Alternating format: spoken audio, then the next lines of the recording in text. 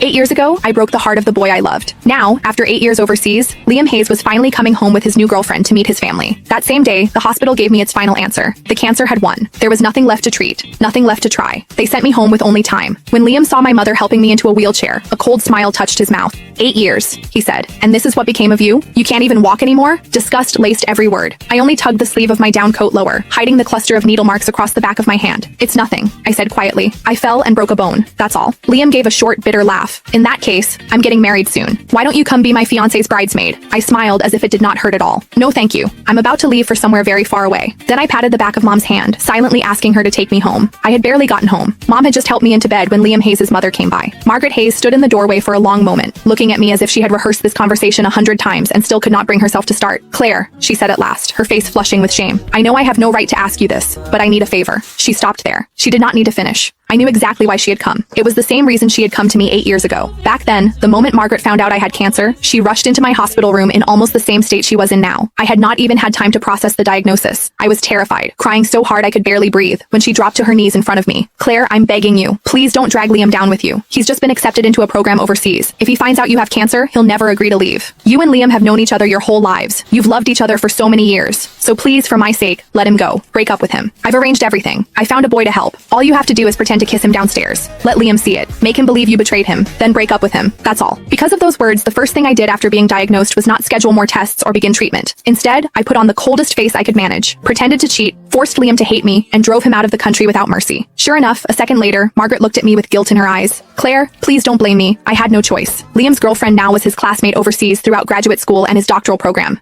They're perfect for each other. I really don't want to ruin such a good marriage. You know Liam, he adored you when you were kids. If he finds out the truth about what happened back then, I'm afraid, her voice shook. I'm afraid he'll throw everything away again. So could you stay away from him for a while? You don't have much time left anyway, do you? In your condition, you shouldn't be going out, don't you think? The moment Margaret said those words, my mother grabbed a pack of adult diapers from beside the bed and slammed it down so hard the mattress shook. Seeing that she was about to lose her temper, I quickly tugged at her sleeve and softened my voice. Mom, please. It took several seconds before she managed to hold herself back. Only then did I look back at Margaret. I can promise I won't tell Liam what happened 8 years ago, I said calmly, but I can't promise I won't see him. No, I could not promise that. Because during all 8 years of surgeries, chemo, and hospital ceilings, there had never been a day when I stopped missing Liam. Chapter 2. When chemotherapy became too much to bear, I would clutch the old photo of Liam and me until my fingers cramped. Some nights, that picture was the only thing that kept me from giving up. I went through more surgeries than I could count. Some minor, some so dangerous, Mom signed the consent forms with shaking hands. More than once, I was rushed into the ICU and almost did not wake up again. Every time, Mom stood beside my bed and shouted herself hoarse. Claire,